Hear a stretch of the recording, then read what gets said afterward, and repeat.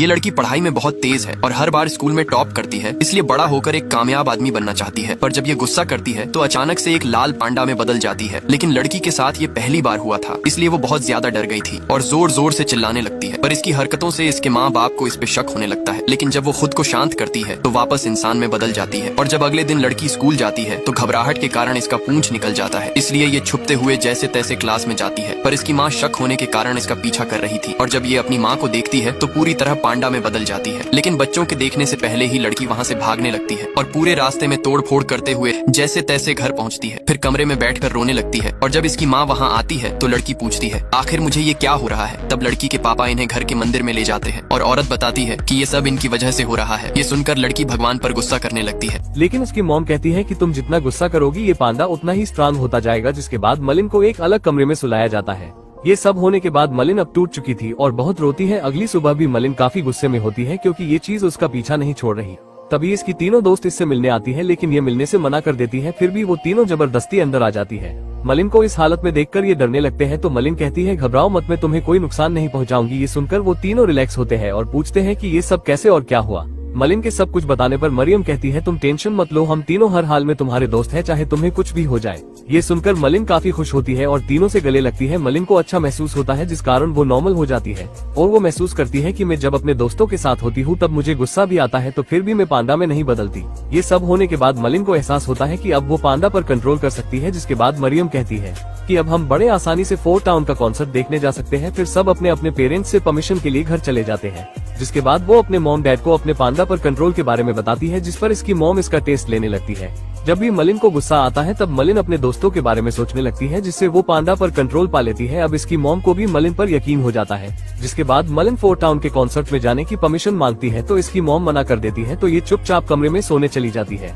वही इसकी मॉम को मलिन की नानी का कॉल आता है और वो कहती है, मुझे मलिन के बारे में सब पता चल गया, अब मैं कुछ दिनों में वहाँ आने वाली हूँ। ये सुनकर मॉम बड़ा परेशान हो जाती है क्योंकि वो मलिन की नानी से बहुत डरा करती है। जिसके बाद अगले दिन ये चारों प्लान बनाते हैं कि हम कैसे कॉन्सर्ट में जाएंगे, क्योंकि सबके घर वालों ने मना कर दिया, लेकिन इन सबको उनके कॉन्सर्ट में जाना होता है। जिसके लिए ये पैसे इकट्ठा करते हैं, वो भी पांडा बनकर, जिसमें ये बच्चों का मनोरंजन करके काफी पैसे इकट्ठा कर लेते हैं। लेकिन फिर भी 3 दोस्त के जाने जितने पैसे हो पाते हैं। तब ये परेशान हो जाते हैं। तभी इनका एक दुश्मन फ्रेंड आता है जो कहता है, शाम को मेरे घर पार्टी है, अगर तुम मेरे घर में पांडा बनकर आओगी तो मैं तुम्हें $200 दूंगा।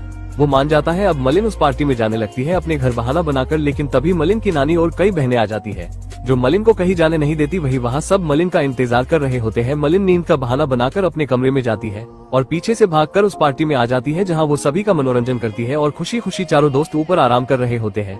वही मलिन को देखने उसकी मॉम कमरे में आती है जहाँ उनको उसी पार्टी का कार्ड मिलता है और साथ ही मलिन को वहाँ न देखकर डर जाती है। वही ये चारों रेडियो में सुनते हैं कि कॉन्सर्ट 25 तारीख को होगा। ये सुनकर मलिन गुस्से में आ जाती है क्योंकि उसी दिन इसके घर पूजा होती है। ये सोचकर मलिन पांडा में बदल जाती है। तभी नीचे से टाइले कह रहा होता है कि ऊपर क्या कर रहे हो, नीचे आके हमारा मनोरंजन करो वरना पैसे नहीं दूंगा।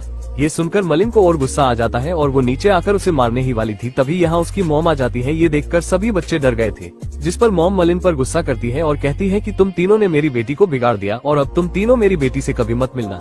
ये सब होने के बाद मलिन अपने घर चली जाती है। जिसके बाद 25 तारीख को ये तीनों दोस्त कॉन्सर्ट देखने चली जाती है और वही मलिन यहाँ पूजा में शामिल होती है। तभी ये सब एक गाना गाने लगते हैं तो एक अजीब सी रोशनी बाहर आती है जो मलिन को ऊपर उठा लेती है और मलिन एक सपने में चली जाती है जहाँ उसे एक शीशा मिलता है। अगर मलिन ने शीशा पार एक दिया तो वो पांडा उससे अलग हो जाएगा, लेकिन वो सोचती है कि पांडा मेरे से अलग ना होए। ये सोचकर वो सपने से बाहर आती है और यहाँ से भागने लगती है। इसको रोकने के चक्कर में इसकी मॉम का लॉकेट टूट जाता है और वो भी पांडा बन जाती है। जिसके बाद मलिन भागकर अपने दोस्तों के पास आती है जहां वो उन सब से माफी मांगती है और साथ में थोड़ी देर में इसकी मॉम पांडा बनकर यहां आ जाती है जो काफी बड़ा पांडा थी। पांडा को देखकर सब यहां से भागने लगते हैं। जिसके बाद सब यहां आ जाते हैं। तभी मलिन के डैड मलिन से कहते हैं कि हमें तुम्हारी मॉम को भी एक गोले में रखना होगा। मलिन के डैड गोला बनाने लगते हैं। मलिन मॉम से फाइट करके उनको गोले में रखने की कोशिश करती है। वही सब बाहर से गाना गाने लगते हैं, लेकिन तभी मॉम मलिन को हाथों में उठाकर मारने ही वाली थी। तभी गुस्से में आकर मलिन अपनी मॉम के मुंह पर एक लात मार देते हैं, जिससे मॉम गोले से बाहर गिर जाती है। मलिन काफी कोशिश करती है मॉम को गोले में लाने की, लेकिन अकेले नहीं ला पाती क्योंकि वो कुछ ज्यादा ही भारी थी। पूर्णिमा का समय खत्म होने वाला था। तभी नानी और सभी बहनें भी पांडा में बदल जाते हैं और मॉम को खींचने लगते हैं और जैसे तैसे उसको गोले में ले आते हैं। जिसके बाद सभी एक एक करके गोले में जाते हैं और सपने में जाकर उस शीशे से एक एक करके बाहर निकलते हैं। सब नॉर्मल हो जाते हैं। मलिन की मॉम के जाने के बाद मलिन अंदर नहीं जाती और मॉम से कहती है कि मैं चाहती हूँ कि पांडा मेरे साथ जिंदगी भर रहे, अब मुझे इसके साथ ही अच्छा लगता है। ये सुनकर मॉम मान जाती है और कहती है कि मैंने तुम्हारी कभी नहीं सुनी, लेकिन आज मैं तुम्हारी सुनूंगी। ये सुनकर मलिन खुश होती है और शीशे से बाहर नहीं आती, जिसके बाद अब नॉर्मल जिंदगी में